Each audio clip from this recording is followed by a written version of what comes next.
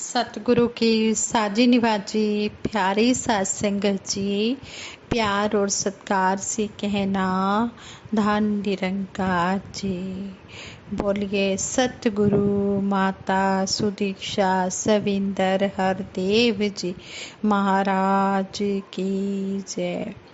सतगुरु माता जी का, निरंकारी राजपिता जी का और आप सात संगत माँ का, निरंकार दातार का शुक्राना करते हुए आप सभी के आशीर्वाद से दासी आज युग निर्माता माता सविंदर हरदेव जी महाराज के कुछ जीवन की घटनाएं आप जी के चरणों में रखने जा रही है कि किस तरह माता सविंदर जी ने अपने जीवन के बारे में बताया।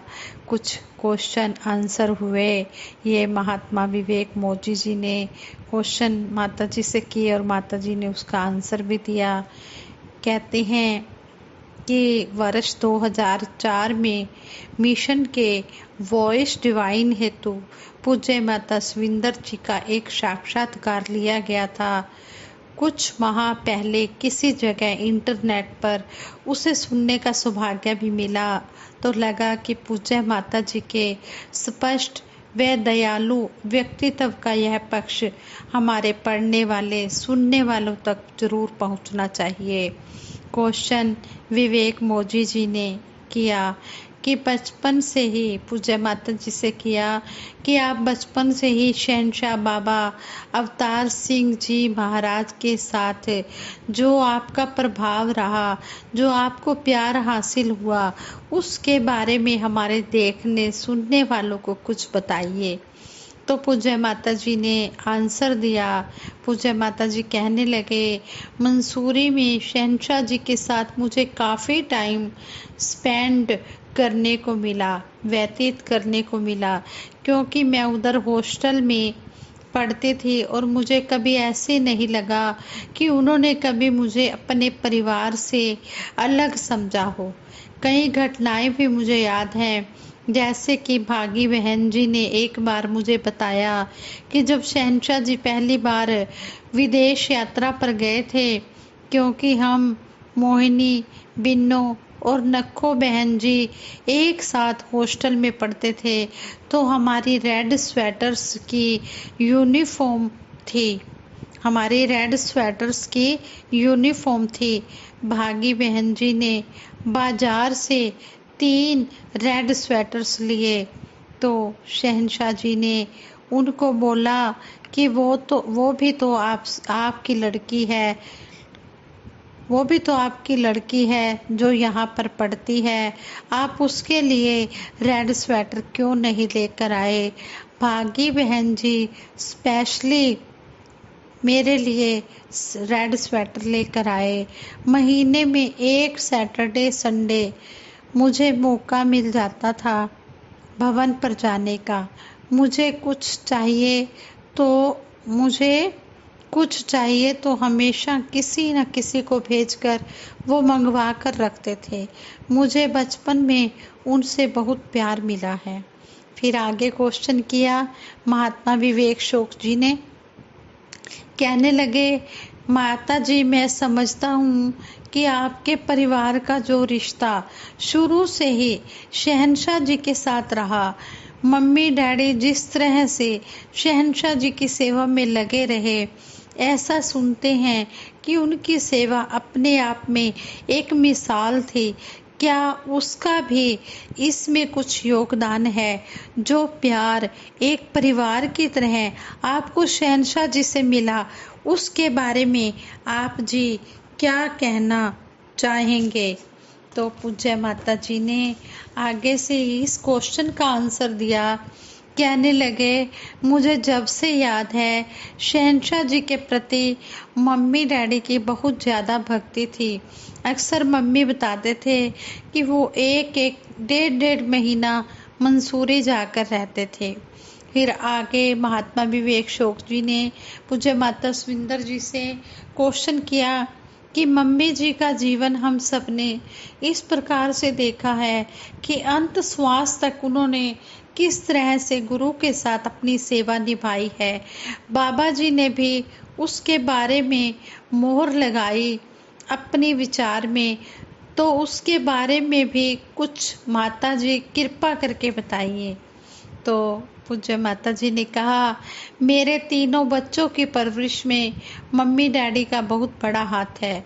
बल्कि जब मम्मी की डेथ हुई थी तो तब संगत में भी बाबा जी ने यही कहा था कि उन्हीं के कारण हम लंबी लंबी कल्याण यात्राएं कर पाए बच्चों को छोड़ के। मुझे तो पता ही नहीं कि किस तरह बच्चे पल गए, उनकी पढ़ाई लिखाई आदि सब कुछ कैसे हो गया। आगे क्वेश्चन किया बहन कविता बेकल जी ने, माता जी आपने यह बात कही कि मम्मी जी ने बाखूबी बच्चों की जिम्मेदारी निभाई, बहुत अच्छी तरह से मम्मी ने बच्चों की जिम्मेदारी निभाई, तो उसी से मुझे ध्यान आ गया क्योंकि मैंने भी आपको जितना करीब से देखा है, जब हम 2 बच्चों की जिम्मेदारी भी कई बार निभाने में सक्षम नहीं हो पाते, लेकिन दुनिया भर के बच्चों के लिए आपके मन में प्यार, दर्द और बहुत कुछ मैंने देखा है कि मैंने भी कुछ शेयर करना चाहा। मेरी आंख में भी आंसू हैं, तो मैंने आपकी आंखों में भी वो ही दर्द देखा है, आप कैसे निभा लेते हैं। तो आगे से पूज्य माता जी ने आंसर दिया, पता नहीं अपने आप सब कुछ हो जाता है।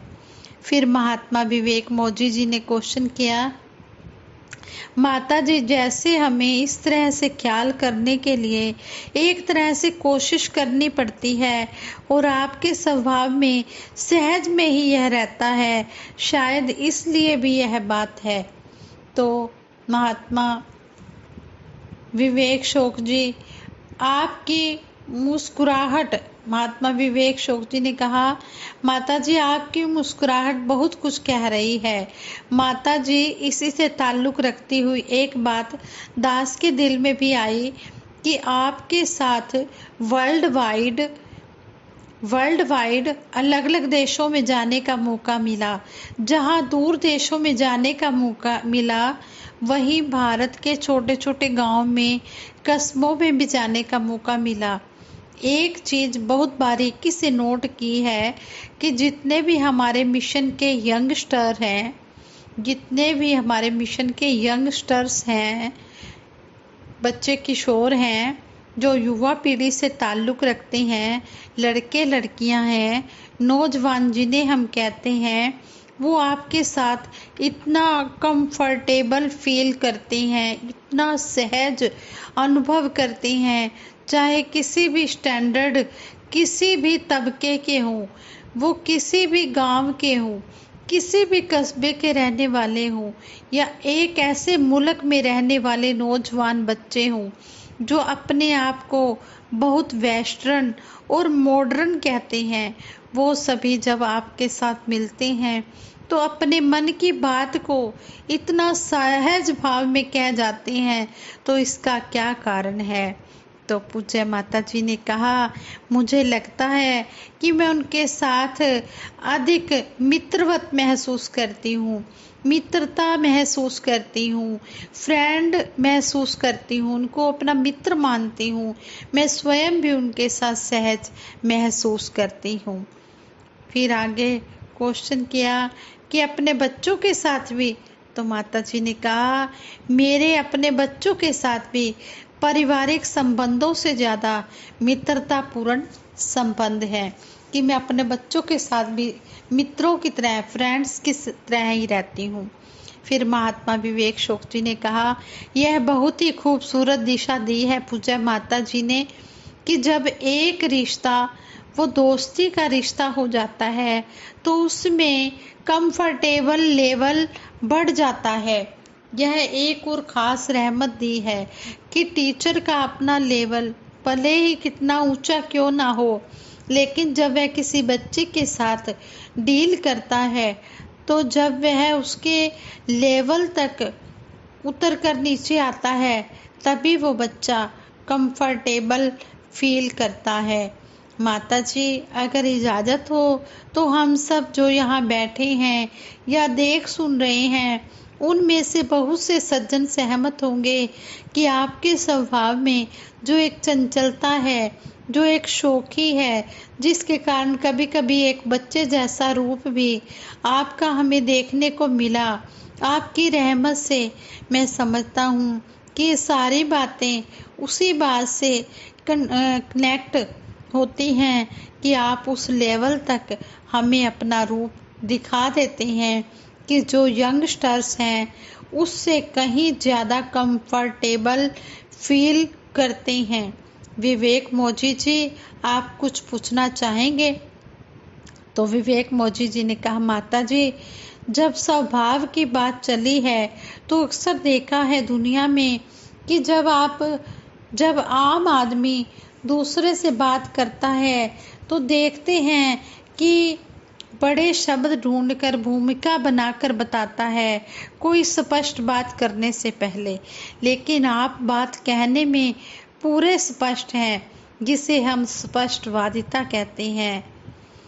विवेक मोची जी ने कहा, इसके बारे में जानने की उत्सुकता है। तो पूज्य माता जी ने आंसर दिया, कहने लगे, मैं केवल 18 वर्ष की थी जब मेरा विवाह हुआ और उससे पहले मेरा बचपन हॉस्टल में ही बीता है। मैं समाज से तो दूर थी, उस दौरान ही मैंने जीने का ढंग सीखा। हॉस्टल में रहने के कारण व्यवहारिक होना सीखा और मेरे स्पष्ट वार्ता से यदि किसी को ठेस पहुंचती हो तो मैं खेद भाव महसूस करती हूँ, लेकिन मेरा भाव भी कभी भी किसी को ठेस पहुंचाने का नहीं होता था। मैं हमेशा मुझे सहजता ही हर किसी से मिलकर महसूस होती है। फिर आगे विवेक शोक जी ने कहा, माता जी, अगला सवाल आपसे यह करना चाहता हूँ कि 1980 से सतगुरु बाबा हरदेव सिंह जी महाराज ने इस मिशन की बागडोर संभाली। मिशन के प्रचार और प्रसार में यात्राएं शुरू हुई, उसमें बाबा जी की तरफ से जो रहमतें सारे संसार में बांटी गई, उसमें आप जी का बहुत बड़ा योगदान है। योगदान जो आपकी तरफ से रहा, इसके बारे में आप कुछ चंद शब्द कहिए। तो पूज्य माता जी ने कहा, कोई आसान सवाल पूछो ना। आगे महात्मा विवेक शोक्ति ने कहा, सवाल आसान पूछिए से दास को ऐसा लगा कि सवाल तो आम तौर पर आसान ही होते हैं, जवाब कभी कभी मुश्किल होते हैं। तो यह मुश्किल जवाब है जो हमें नहीं मालूम, तो इसके बारे में हमारे दर्शकों को कुछ बताइए। तो पूज्य माता जी ने कहा, ऐसे मुझे तो नहीं लगता कि मेरा कोई योगदान है, पर मैं अपनी तरफ से कोशिश ज़रूर करती हूँ कि बाबा जी के साथ कदम से कदम मिलाकर चल सकूँ। फिर महात्मा विवेक मोची जी ने कहा, माता जी, एक और बात ध्यान में आई कि मिशन में एक टर्निंग पॉइंट आया था जब हमारे ही सामने 24 अप्रैल 1980 का वो दृश्य था। तो माता जी, बार बार ध्यान में बात आती है कि इससे पहले परिवार, बच्चे और घर गृहस्थी इससे अचानक तब्दील होकर व्यक्तित्व जो ज़्यादा जिम्मेवारी वाला बना, तो उस तरफ माता जी आप किस तरह से रिएक्ट करती हैं? तो माता जी ने कहा, पूज्य माता जी ने कहा, यह इतना आकस्मिक था और यह वातावरण ऐसा था कि प्रतिवाद का समय ही नहीं था। उस समय रेणुका जी मात्र कुछ महीनों की थी और समता जी 2.5-3 साल की थी। उसका समता पर काफ़ी इफ़ेक्ट हुआ था। छोटी सी थी जब उसने बाबा जी को सफ़ेद पगड़ी और सफ़ेद कपड़ों में देखना तो रोने लग पड़ती थी कि आप मेरे पापा कब बनोगे, पापा अभी आप बाबा जी हो, आप मेरे पापा बनो। फिर कभी कभी उसको चुप कराने के लिए बाबा जी वो ही अपनी पुरानी पैंट शर्ट और कलर टर्बन पहन लेते थे फिर महात्मा विवेक शोक जी ने कहा, गुरु पत्नी का अपने आप में बहुत बड़ा महत्व है। यह क्वेश्चन मन में आता है कि आपने अपनी जिंदगी में इस दर्जे पर 2 शख्सियतों को देखा, सतगुरु बाबा अवतार सिंह जी की धर्मपत्नी माता बुधवंती जी, जिन्हें हम जगत माता जी के नाम से जानते हैं, और सतगुरु बाबा गुरबचन सिंह जी महाराज की सुपत्नी निरंकारी राजमाता जी, जो इस समय आप स्वयं उस मुकाम पर हैं।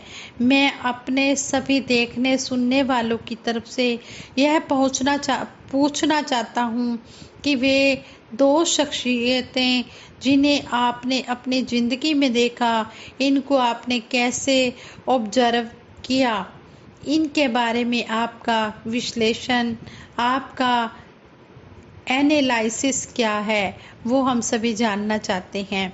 तो पूज्य माता जी ने कहा, जगत माता जी के बारे में तो मैं बहुत कुछ नहीं बोल पाऊंगी। उस समय मैं सिर्फ 5 या 6 साल की थी जब वो ब्रह्मलीन हुए। उन्होंने 1964 में शरीर त्यागा। मिशन में इतने एक्टिव वो चाहे ना रहे हों, पर वे मिशन के सभी सदस्यों के लिए माता की तरह है, बल्कि मातृत्व की प्रतिमूर्ति थी। मेरे को मंसूरी में जो थोड़ा बहुत याद है, 2-4 बार उनसे मिलने का मौका जरूर मिला था। राजमाता जी को महसूस करने का मुझे काफ़ी करीब से मौका मिला। चाहे बाबा गुरबचन सिंह जी महाराज के टाइम उन्होंने उनके साथ कदम से कदम मिलाकर हर प्रकार से मिशन में भाग किया। चाहे बाबा हरदेव सिंह जी महाराज के साथ भी वो कदम से कदम, कंधे से कंधा मिलाकर चल रही हैं। दोनों गुणों में दोनों के व्यक्तित्व आपस में भिन्न हो सकते हैं, लेकिन दोनों ही बहुत प्रेरणादायक व्यक्तित्व रखती थी। हाँ संगत जी, बाकी के जो क्वेश्चन आंसर हैं वो दासी फिर कभी रखेगी, क्योंकि अब विचार काफ़ी लंबे हो चुके हैं। इसके लिए दासी आप जी के चरणों में हाथ जोड़कर ये भी आप जी के चरणों में अरदास करती है कि अगर दासी से ये क्वेश्चन आंसर करते हुए कहीं पर गलतियां हो गई होंगी, उन गलतियों के लिए आप जी क्षमा कर देना। और जो माता जी के 3 क्वेश्चन और रह गए हैं, वो दासी किसी और विचारों में ऐड करके आप जी के आगे रखेगी। आप जी प्रवान करना। साथ संगत जी प्रेम से कहना, धन निरंकार जी।